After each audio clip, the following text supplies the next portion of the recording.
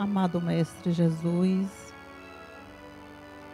mais uma vez estamos aqui reunidos e em Teu nome pedimos a Tua permissão para iniciar os trabalhos desta noite. Que o Teu amor envolva todos nós, para que possamos estar atentos e receptivos aos ensinamentos desta noite. Pedimos, Mestre, que envolva a nossa palestrantes com fluidos de sabedoria e paz, para que possa nos transmitir palavras e esclarecimentos que nos ajudarão na sintonia com os bons espíritos. E com a Tua permissão e proteção, Mestre Jesus, é que damos início aos trabalhos desta noite. Que assim seja. Temos o prazer de apresentar a nossa palestrante Márcia Matos, nossa amiga e trabalhadora da casa, que vai falar sobre o tema Água Santa.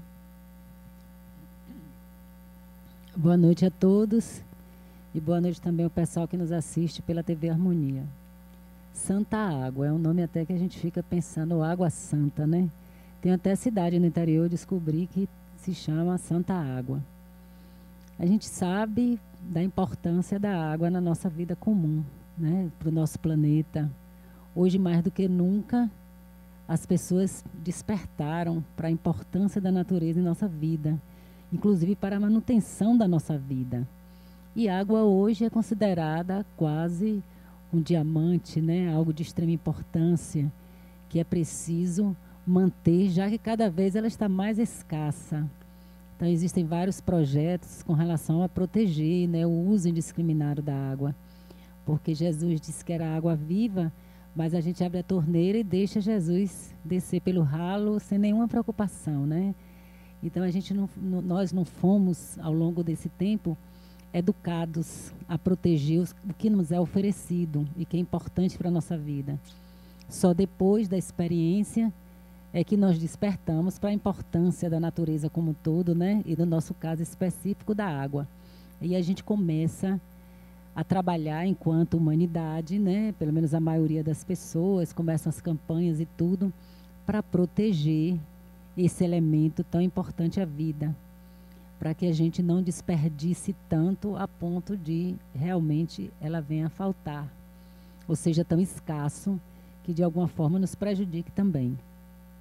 Mas essa importância da água descoberta assim é uma importância básica, que a gente chegou a descobrir, que é aquela importância que diz assim, a vida não acontece sem água, né?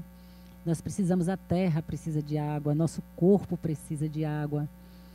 Os seres que nos alimentam, os animais, os vegetais, eles também precisam de água para poder existir.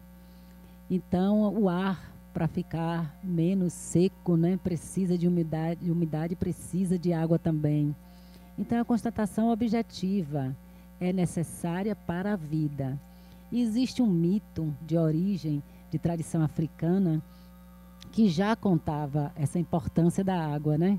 E o mito dizia assim, que os orixás masculinos, né, comandados, se não me engano, por Xangô, Ogum, dos dois, eles tinham resolvido criar a Terra. A Terra ainda não existia, né? É um mito de origem, ou seja, um mito que busca responder à origem do planeta Terra. Então, esse mito diz isso, que no início os homens, os orixás, né, masculinos, se reuniram para criar a Terra e deixaram de lado as orixás femininas, né? E eles começaram a planejar e fizeram vários planos com relação à constituição desse planeta. E, para surpresa deles, 3 dias depois, no máximo, tudo morria. E eles não sabiam o que é que faltava. E eles refaziam de novo, e olhavam os planos, e viam os projetos, e não sabiam o que é que havia de errado. Mas, na verdade, tudo só durava 3 dias. Tudo que eles criavam não passava de 3 dias. As orixás femininas, sabendo, né, que eles tinham decidido construir um planeta sem falar com as mulheres, né, com o feminino, foram avisar logo ao Oxum da história. Olha, eles estão aí trabalhando para construir um planeta e não convocou nenhuma de nós, muito menos você, que é a nossa representante, né? Aí o Oxum disse, não tem preocupação nenhuma. Mais dia, menos dias, eles terão que me procurar. e aguardou. E o pessoal lá lutou. Quando viu que não tinha jeito, aí disseram, olha, talvez Oxum saiba explicar o que é que está acontecendo. Aí mandaram chamar Oxum. E Oxum veio, toda satisfeita, né, e explicou para eles. Faltou as águas. E como ela é considerada, né, o orixá das águas, então imediatamente ela fez com que o planeta se enchesse de águas salgadas e doces, e então a vida pôde continuar. Então a gente observa que no nosso psiquismo, muito lá atrás, já havia compreensão de não haver vida sem água. É um elemento importante para a vida, para a criação da vida e para a manutenção da vida, né? Da mesma forma, a gente observa que nos casos de cura com a água, também é coisa antiga, muito antes de Jesus, né? Já se utilizava a água como tratamento para restabelecer a saúde do corpo físico. Então eram banhos, eram imersões, banhos de imersão, jogadas de água, né, nas pessoas. Tinha lugares que tinham água, cidades que tinham águas favoráveis ao restabelecimento da saúde. Então as pessoas eram encaminhadas àqueles lugares. Em algumas tradições, principalmente entre xamãs, né, tinha aqueles banhos, aquela imersão também na água, porque a água já era considerada com capacidade para provocar a cura do indivíduo, ajudar no restabelecimento da saúde. E o tempo foi passando e continuou-se da mesma forma. Nós sabemos que na medicina natural, por exemplo, existem vários tratamentos que envolvem a água, né? Existe um tratamento que chama-se frotação, que é pegar e friccionar o corpo, de preferência logo que acorda, com água fria, mas não precisa ser gelada, mas temperatura inferior ao corpo, passar pelo corpo todo, depois, sem se enxugar, se enrolar e voltar à cama.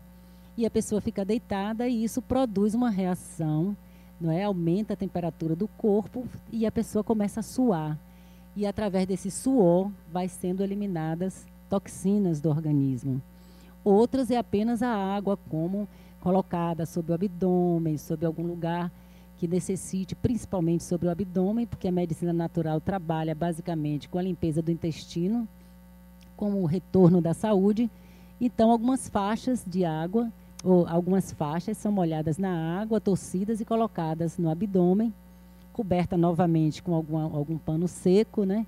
E aí a pessoa desenvolve também uma reação que vai eliminando toxinas do intestino e vai trazendo novamente a normalidade. Para a febre, todos nós sabemos, né? Quem tem filho pequeno já ouviu o pediatra dizer que se a febre estiver muito alta, dê um banho abaixo da temperatura. No meu tempo era banho frio mesmo, mas hoje eles dizem abaixo da febre, né? Para não ser tão agressivo assim a criança. Mas a verdade é que a água termina restabelecendo por um tempo o equilíbrio térmico do corpo, né? Então a febre tende a não subir muito ou a baixar, né? Dependendo da situação. Se for infecção grave, vai ter que esperar entrar com medicamento, mas mesmo assim, ela sustenta durante um tempo para que não aumente descontroladamente a febre. Então a gente já tem isso até hoje, né? Pessoas que têm dor de cabeça, colocam pano frio na cabeça para aliviar. Então, como tratamento, como recuperação da saúde, a nossa ciência popular, né, a nossa experiência nos mostra que já sabíamos, né, de que existem efeitos importantes terapêuticos na água. Do ponto de vista religioso, a gente também tem vasta literatura em várias religiões diferentes, né? A gente sempre está vendo, do ponto de vista também de símbolo, né? A água sempre traz o símbolo da renovação. O batismo, muito antes do cristianismo, já existia, porque as pessoas consideravam que a renovação espiritual se dava através da água. Então, as pessoas eram mergulhadas em rios, né? Em lagos, e várias experiências com a água, né? E eu esqueci o nome agora. Cachoeiras, né? As pessoas tomavam banho de cachoeira para poder restabelecer a saúde. E nas tradições, a gente sabe que nas tradições africanas, religiosas, trabalha muito com banho também. E tem uma consideração maior, porque não é apenas, no caso, a recuperação apenas do corpo físico, mas também o equilíbrio espiritual. Tem marcadamente como uma renovação. O batismo, até hoje, nós temos na Igreja Católica um ritual importantíssimo para os católicos, que é o batismo. e é que marca o nascimento da criança para o relacionamento com o divino, né? Para a religiosidade, marca como ele se tornou um católico. E todas as outras, João Batista, está no Evangelho de Jesus também, ele batizava mergulhando as pessoas no Rio Jordão. Então, toda a transformação também sempre esteve vinculada à água, como se ela fosse dar o que é necessário para que a pessoa aumente ou eleve-se a nível vibracional ou a escolha espiritual através de uma experiência com a água. E sempre, ao longo da história, a gente vem percebendo aqui e ali esse tratamento. Jesus também falou que era a água viva e disse à samaritana, num trecho do Evangelho, que ela vai tirar água para ele, né? Ela vai tirar água, ele pede água, ela questiona porque ela é uma samaritana, como é que vai uma samaritana dar água a ele? E aí ele conversa e diz, olha, a água que eu posso oferecer para você, você nunca mais vai ter sede se beber dela. Então a gente já tem uma compreensão da água aí como um nível mais profundo, a água como um valor espiritual. Por quê? Para que a gente não tenha mais necessidade, tem que ser um valor que nos preencha totalmente. Porque nessa experiência que nós estamos na vida material e mesmo na vida espiritual, neste nível evolutivo, nós caminhamos com várias necessidades. Aplacamos, às vezes, provisoriamente algumas, conseguimos por bom tempo deixar outras aplacadas, mas normalmente a gente vai precisando estar constantemente renovando de alguma forma, né? Fazendo com que esses desejos, essa vontade, essa necessidade seja atendida esporadicamente. A gente tem que trabalhar para isso. Mas, quando Jesus fala que da água que ele oferece ninguém mais terá sede, ele está dizendo que essa água produz uma inteireza no indivíduo e que ele não vai mais sentir necessidade de nada. Ou seja, ele vai estar se sentindo completamente abastecido, completamente sem mais nada que ele precise. Então, o valor, quando Jesus dá o valor a esta água, né, embora não seja água, mas ele já adianta para a gente que a água é uma expressão também espiritual, em que a cura do corpo é importante com a água, mas também ela produz um outro tipo de cura, que nos aproxima de uma espiritualidade. A gente observar a água, a gente sabe que é um elemento que não tem resistência, né? A terra a gente tem que cavar, mas a água ela se abre, um corpo mergulha na água, ela não provoca nenhum tipo de resistência. Ela recebe o indivíduo, né? O indivíduo pode passar, atravessar, né? Mesmo quando ela está revolta, se o mar tiver com ondas, né? A gente sempre pode passar por baixo, sempre há uma possibilidade, porque não é algo que faça resistência. Por isso também sempre se ligou a água ao feminino e ao inconsciente, porque a experiência em que você não tem uma necessariamente uma lei, não é? Um trabalho reto no sentido, mas na verdade fala de flexibilidade, de sentimento, de emoção, né? As coisas acontecem num outro nível quando nós falamos de água. E essa sensação, essa emoção que também nos cura interiormente de nossas emoções e de nossos sentimentos. Esse símbolo da água chama atenção principalmente por essa possibilidade, porque é um outro caminho.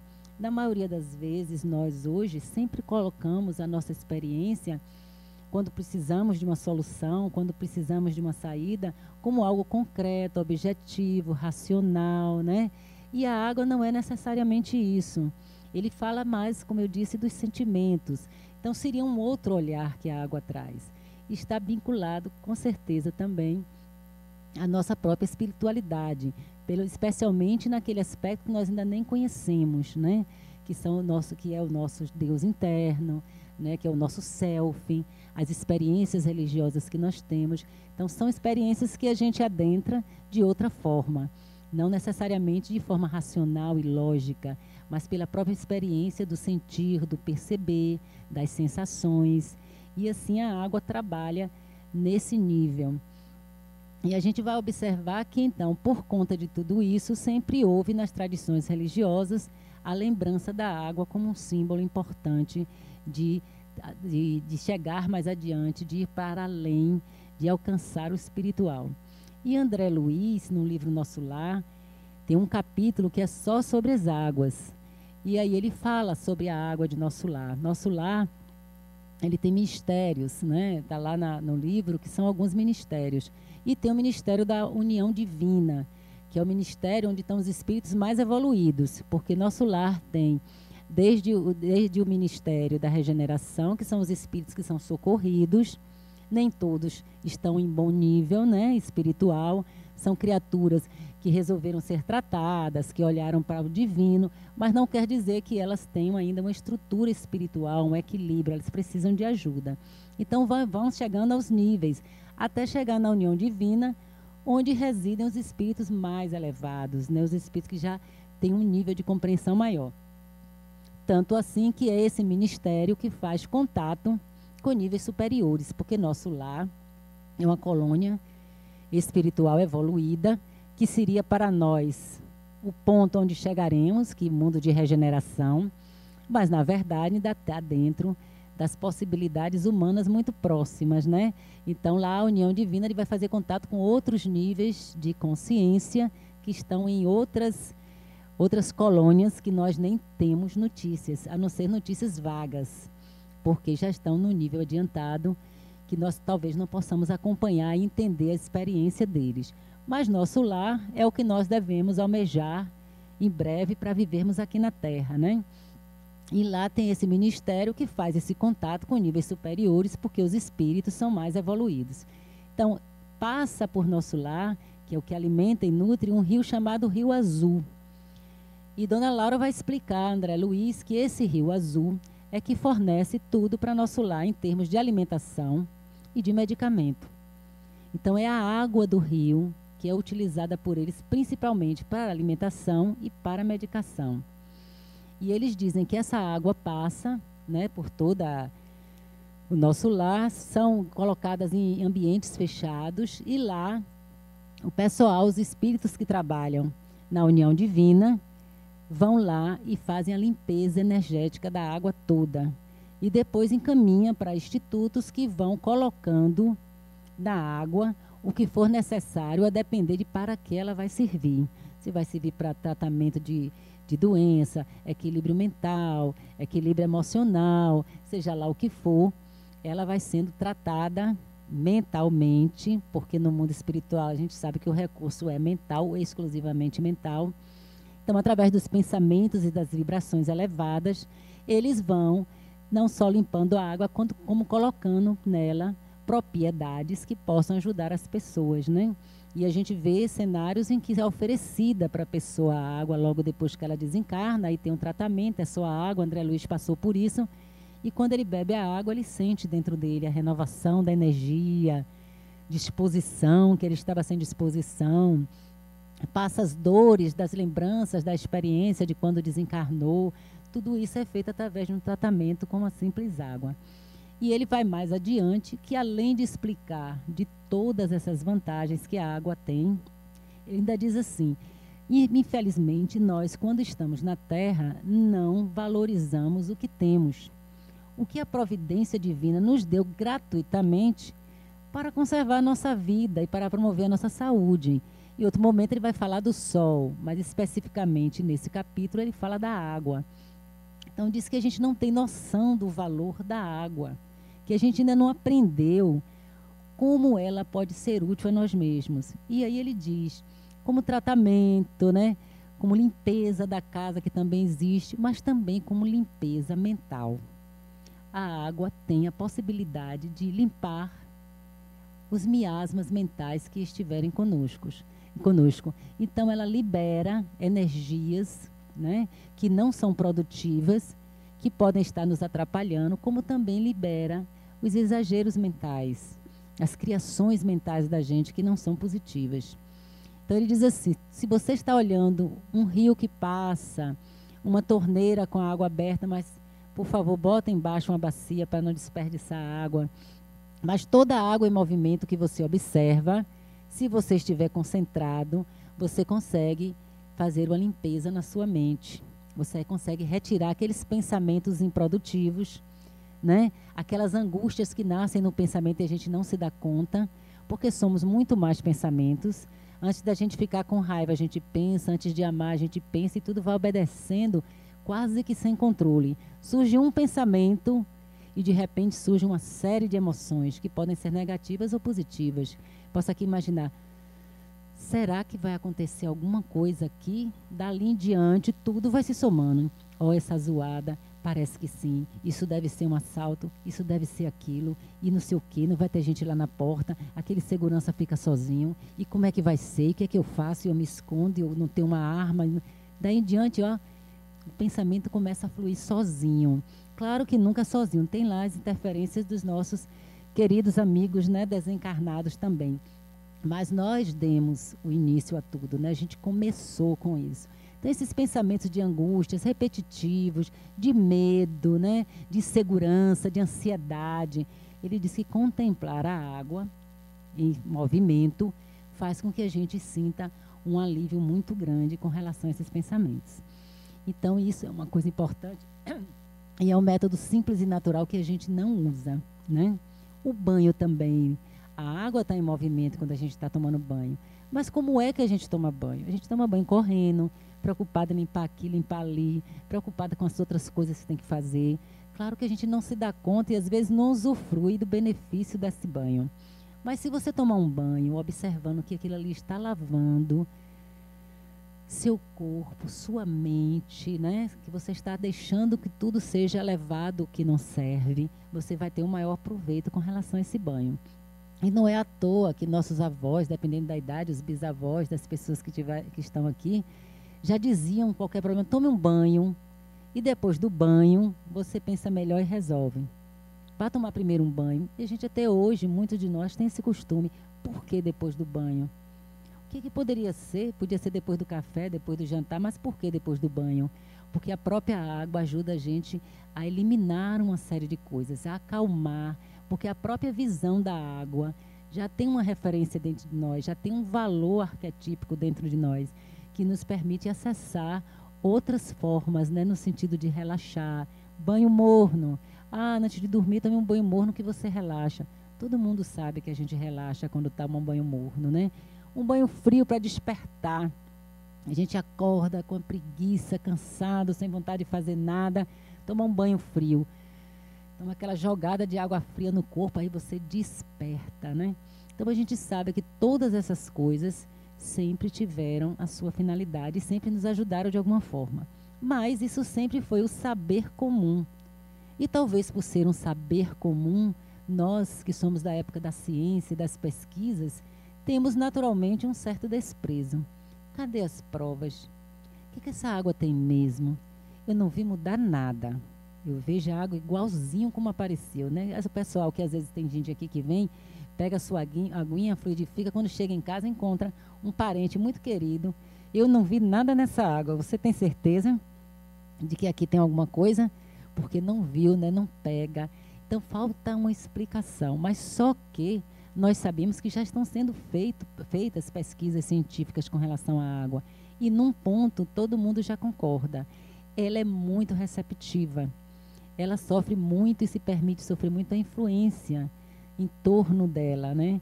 E já se mediu até a frequência que aumenta, né? Quando alguém coloca a mão sobre a água, né? Ela sofre, ela tem modificações. E ela ajuda também nos remédios, tudo que a gente precisa também de medicação tem água misturada.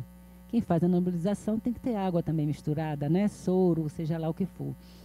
Então, hoje as pesquisas já mostram que existe sim alguma receptividade com relação à água e que esta água sofre sim influências do ambiente. Claro que estamos no início das pesquisas. Claro que essas pesquisas não conseguem determinar exatamente o que está acontecendo. É como uma pesquisa que fizeram sobre o passe, o efeito do passe nos pacientes de um determinado hospital. Eles fazem com um grupo de controle, né, que é um grupo que está doente, mas não vai receber o passe. O outro grupo são os que estão doentes e estão recebendo o passe, para saber os efeitos com relação.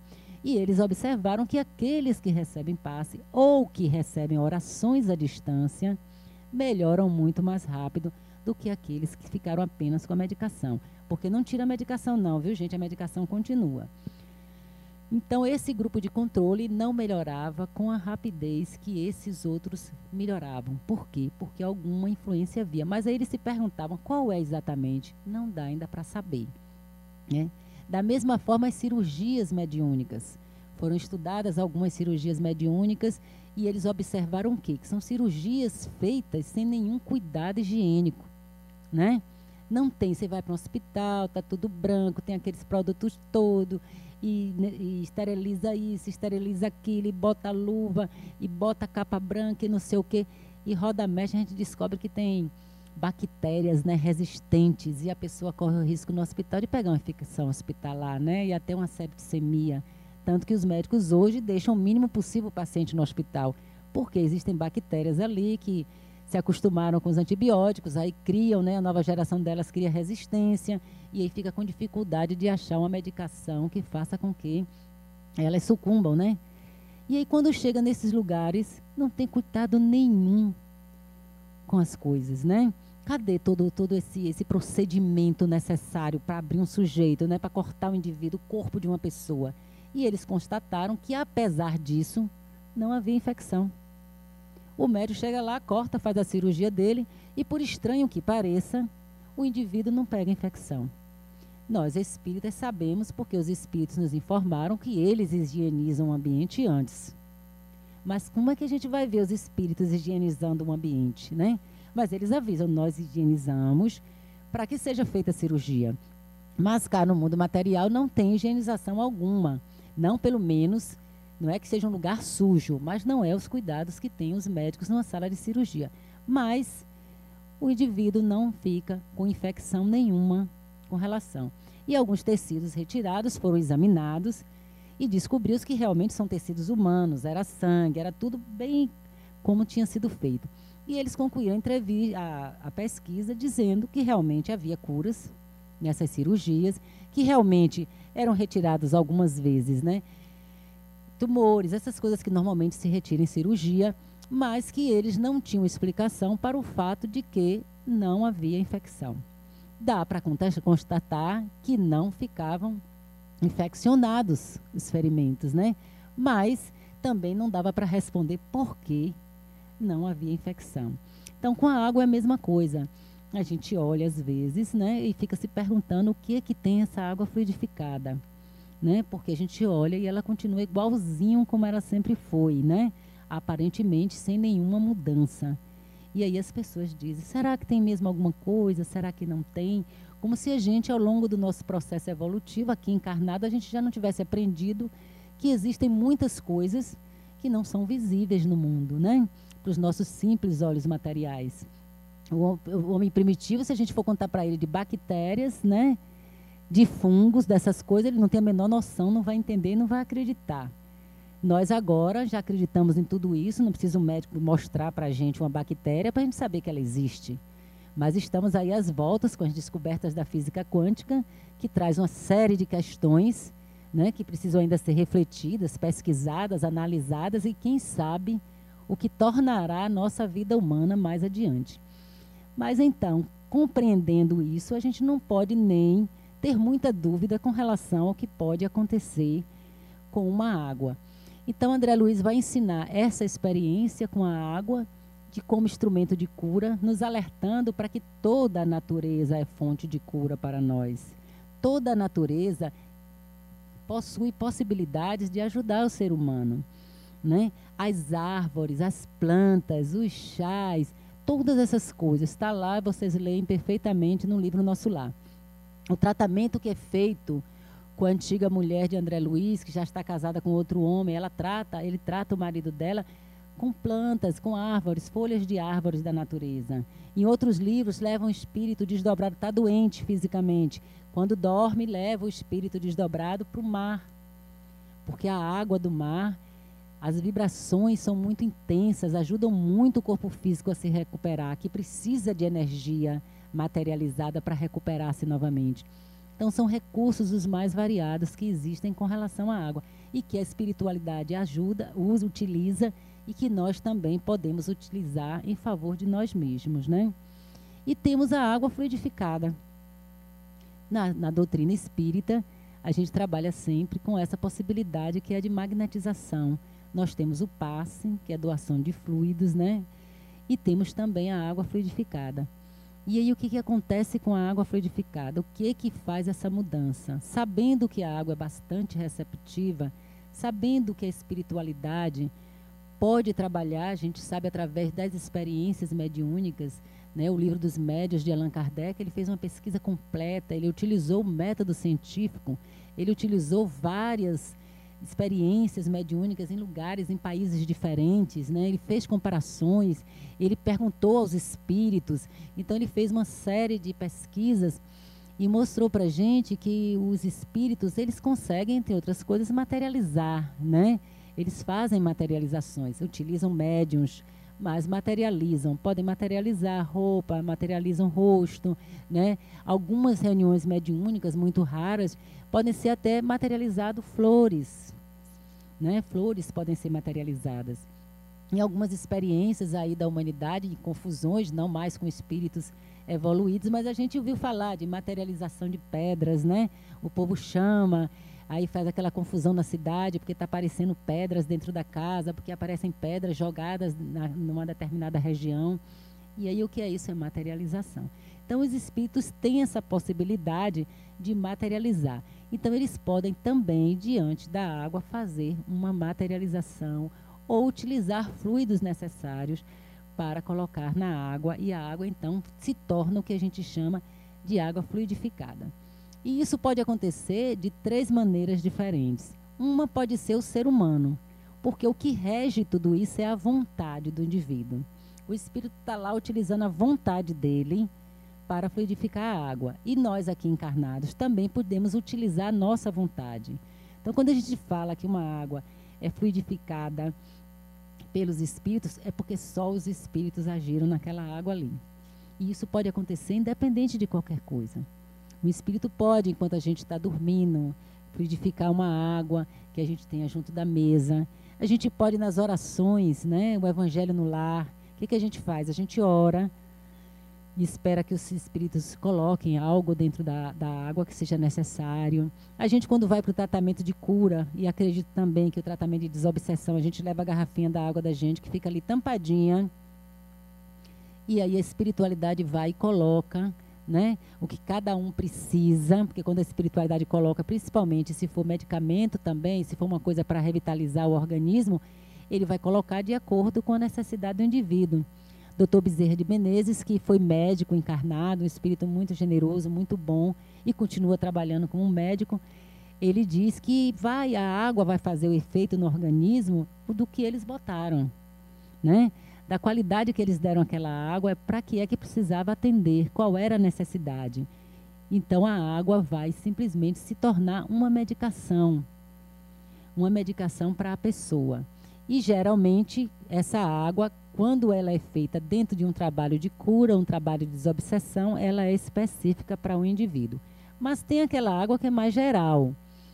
Aquela água, ela visa equilibrar os centros energéticos do indivíduo, visa aumentar a disposição e pode ser para todo mundo. Então, no evangelho, no lar, vocês podem simplesmente orar e deixar a sua água ali e tomar. Agora, os espíritos chamam a atenção da gente para a gente também não exagerar. A água é uma medicação, não é para você estar tomando o tempo inteiro. Porque tem gente que quando descobre que algo faz bem, acha que tem que tomar o tempo todo. Então tem gente que faz fila no passe todas as vezes que vem no centro, mesmo estando sadio. Tem gente que bebe todos os dias, se duvidar 3 vezes por dia, água fluidificada. Não é esse o objetivo. A gente está se enganando. Por quê? Porque nenhum espírito vai ficar botando remédio em água fluidificada quando a pessoa está boa. Ninguém vai fazer isso, né? Então é uma bobagem, porque a gente está desvirtuando as coisas. Então a água fluidificada é para quando a gente precisa. É para quando a gente está doente, é para quando a gente tem alguma necessidade específica, que a gente usa água fluidificada. Mas não o tempo todo, somente por tomar, para se prevenir. Eu conheço uma pessoa que vinha tomar passe para se prevenir para quando ficasse doente. Quer dizer, uma mente dessa é preocupante não ficar doente. Tem uma tendência enorme a adoecer, né? Porque precisa até se prevenir com o passe. Então a gente precisa ter discernimento. Mas qualquer de nós pode sim, na oração, pedindo uma emergência, está com um filho doente, enquanto procura ajuda, né? Pode muito bem chegar, impor as suas mãos, porque o fluido vai sair, o fluido da energia do ambiente vai ser utilizado também, tem a nossa energia também, colocar sobre a água orar, pedir a espiritualidade que ajude, porque a espiritualidade sempre está ao nosso lado.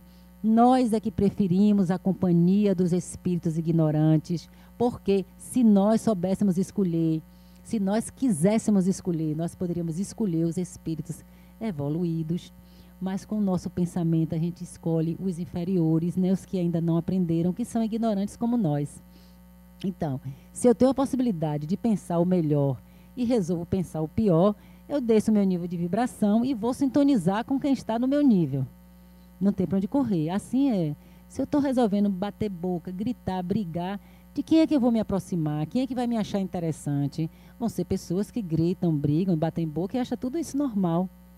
Agora, se eu quero elevar o meu padrão, se eu desejo viver de outra forma, então o meu comportamento vai atrair outra forma. A mesma coisa é o meu pensamento. Então, se a gente está querendo conviver com espíritos de luz, a gente vai aceitar pensamentos de luz. A gente vai incentivar nossa mente a criar pensamentos bondosos, pensamentos grandiosos, refletir sobre grandes coisas, porque aí automaticamente a gente entra na sintonia dos espíritos superiores, né? Ou dos espíritos esclarecidos, ou dos bons espíritos, mas a gente sobe uma escalada e entra em outra vibração. Aí nessa vibração a gente consegue fluidificar a água, a gente consegue receber inspiração, a gente consegue encontrar calma, a gente consegue alimentar a própria fé, a própria esperança, a gente não se deixa abater, mas normalmente nós preferimos ficar discutindo na nossa mente, pensando no pior, reclamando da vida, se lamentando, achando que não pode fazer nada, que a vida é cruel para a pessoa. E aí a gente vai terminando sintonizando com outros níveis, aí a gente não tem ajuda. A ajuda que a gente tem é dos ignorantes que ajudam os ignorantes, não é verdade? Então fica difícil. Então é preciso primeiro elevar o padrão. Então, através da oração, colocando a mão, qualquer espírito bondoso corre rapidinho, porque eles gostam de ajudar. Eles estão disponíveis. Inclusive, Allan Kardec, os espíritos vão dizer a Allan Kardec, que cada um de nós tem um anjo da guarda. Cada um de nós tem um anjo da guarda. E o que quer dizer esse anjo da guarda? Quer dizer um espírito mais elevado, que está encarregado de nos orientar na encarnação. Aí ele diz assim: obsessão existe porque você não sintoniza com seu anjo guardião.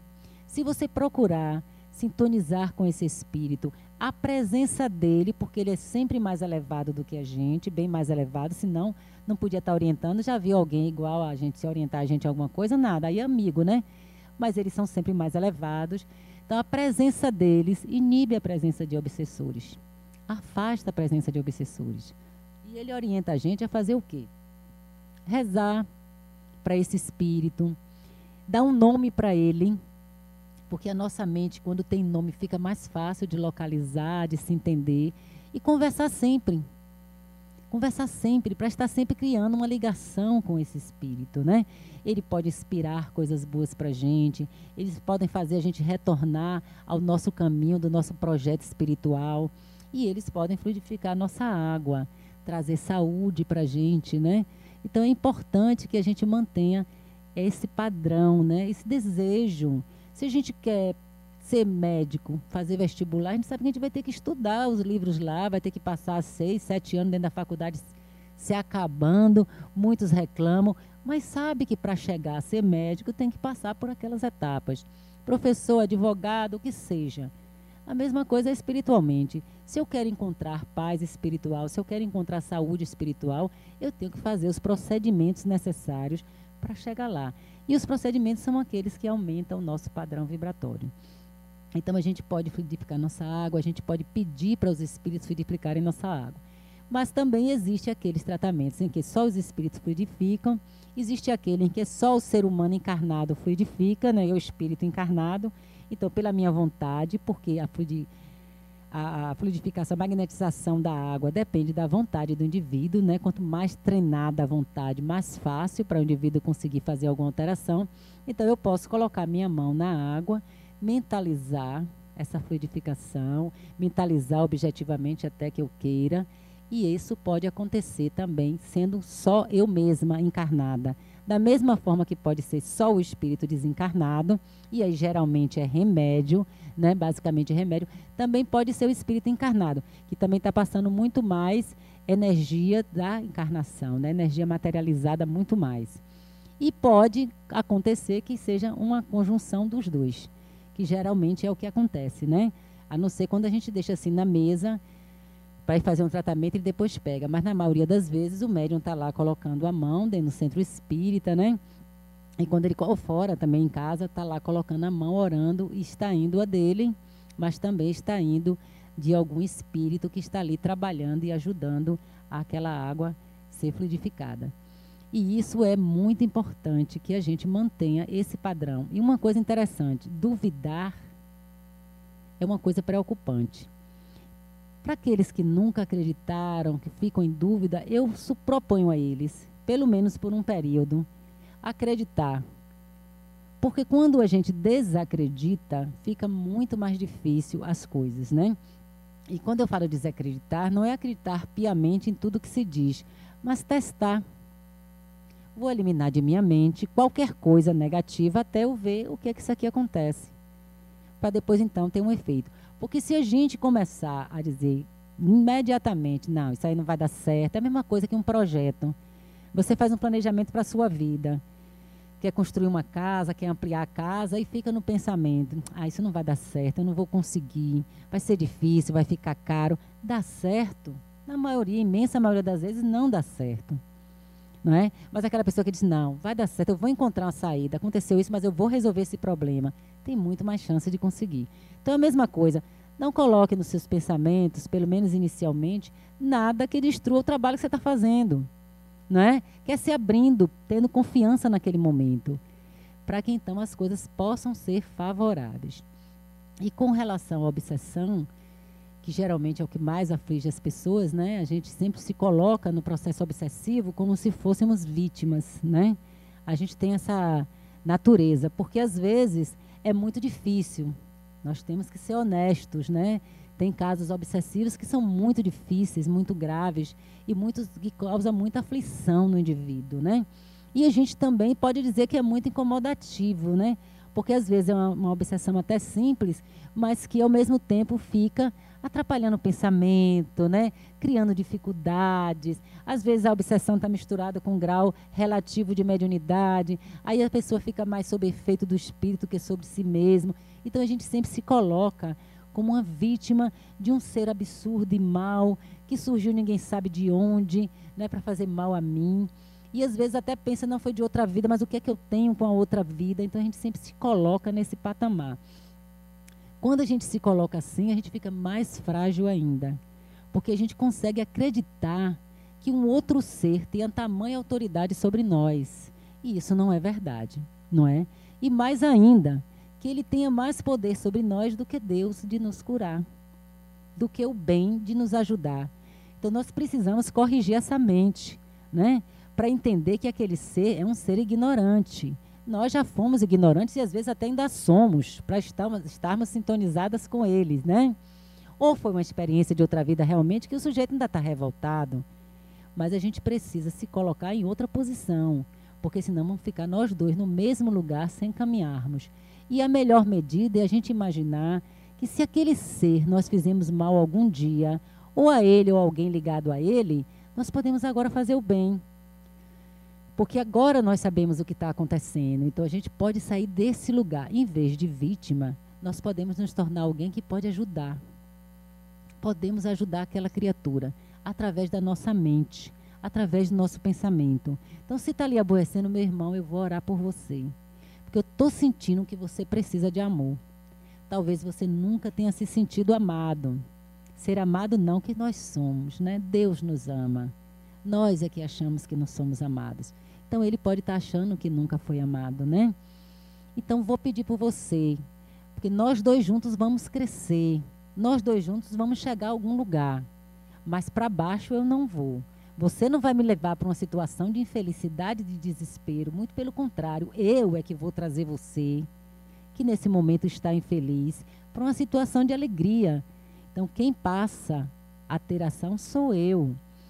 Ivone Pereira, uma médium muito boa, já falecida, ela tem vários livros, se vocês colocarem na internet, tem livros muito bons, Ivone Pereira. E ela tinha uma mediunidade daquelas, né? Que até dentro de casa está conversando com os espíritos, em tudo quanto é lugar. Desdobrava numa consciência que conseguia descrever tudo o que fazia no mundo espiritual. Então ela tinha essa mediunidade assim bastante exacerbada. E ela conta que num certo tempo tinha um espírito obsessor no campo dela e vivia por lá, né? Criando problema. E ela chegava, quando ela percebia que ele estava se aproximando, ela lia o evangelho para ele, explicava as coisas a ele, como se estivesse ali falando com uma pessoa encarnada, né? E continuava as atividades dela evangélica. O que acontecia? Depois de algum tempo, o espírito foi para ela agradecer. Porque no início ele não aguentava, porque ele queria prejudicá-la e ela só fazia orar. Ele aí achava, né? Mas só fica lendo esse livro. Depois ele começou a despertar. E no final ele foi até ela agradecer como a vida dele tinha se transformado. E seguir para continuar a vida dele lá. Divaldo também foi outro, que durante um bom tempo se teve, né, com esses espíritos criando problema, obsidiando, fazendo confusão, e ele lá firme e forte. Quer dizer, dependendo se eu me coloco no meu ponto, eu ajudo aquele ser que talvez algum dia eu tenha ajudado a comprometer ele ou outro a ficar esclarecido. Agora, se eu me coloco como vítima, e se eu perco a minha fé, se eu não trabalho, porque Jesus ensinou que a gente precisa ter fé, né? A gente não tem fé, mas Deus precisa aumentar a fé da gente. Mas se eu me coloco diante de aumentar a minha fé, eu faço melhor. Eu não saio do meu ponto e trago alguém para um ponto melhor, né? E nisso aí a gente tem a água fluidificada, que nos ajuda aqui a equilibrar nossa mente. Da mesma forma que a água, né, caindo em movimento ajuda também com os pensamentos, a água fluidificada vai equilibrar nosso sistema energético, vai equilibrar nossos pensamentos, né, vai produzir efeitos que nos colocam num nível mais favorável para uma assistência espiritual e para um tratamento. Porque essas situações, como as doenças de um modo geral, não apenas os processos obsessivos, têm a tendência a desequilibrar. Nós ficamos desequilibrados, nós ficamos frágeis, às vezes ficamos vítimas de incompreensão das pessoas que estão aos nossos lados, principalmente quando é um processo obsessivo. Nem todo mundo entende isso. Muita gente acha, não, isso é bobagem, é porque não sabe se controlar. Coitado, não está sabendo o que está se passando com o outro, né? E está julgando. A gente sabe que a depressão, durante muito tempo, todo mundo dizia o quê? Que bobagem, coisa de gente preguiçosa, que não quer fazer as coisas, fica inventando que está deprimida. E hoje a gente vê que os médicos sabem que é uma doença, né? Então a gente vai precisar ter paciência.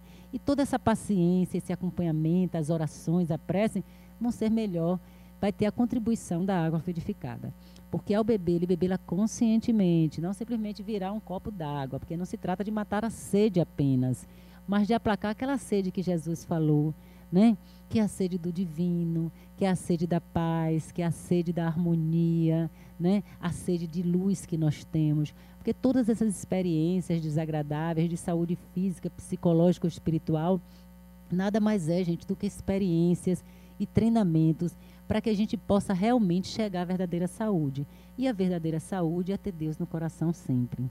É nos conscientizarmos de que somos espíritos eternos, que somos espíritos imortais, e a saber que a nossa grande busca, a nossa grande batalha não é apenas conquistas individuais, conquistas pessoais. Nós já estamos apenas treinando para buscar a única coisa que verdadeiramente nos satisfará, que é Deus. Essa é a nossa busca. Deus dentro de nós, Deus em nós, Deus através de nós, Deus em torno de nós. É essa a nossa grande busca e é essa a nossa grande cura. E nós começamos neste caminho já lá nos primórdios, né, quando saímos e entramos no reino humano. E continuamos agora, até chegarmos lá adiante, mais adiante no reino angélico. Mas precisamos de ajuda, né? E temos que lembrar que Deus nos favorece com a natureza e com as possibilidades. E com os bons espíritos que nos assistem, que podem nos oferecer, entre outros auxílios, a água fluidificada, que na verdade para nós espíritas é a grande água, entre aspas, porque é aquela que nos ajuda a harmonizar, a recuperar a saúde, né? E nos favorece o nosso desenvolvimento espiritual. Então eu desejo a vocês um bom tratamento agora que vocês irão passar para o tratamento e que lá, naquele momento daquele tratamento, vocês possam também utilizar o dom que Deus deu a vocês, que é uma mente, né? E que essa mente possa vibrar em níveis bem altos, pedindo ajuda dos anjos guardiães de vocês, sintonizando com amor e paz para favorecer a cura de vocês, a libertação de vocês e também a cura e a libertação dos nossos irmãos equivocados que em nos perseguir pensam que estão conquistando alguma coisa, mas são apenas criaturas solitárias que ainda não aprenderam a amar. E a gente precisa aprender para ensinar esses irmãos. Boa noite a vocês e um bom tratamento.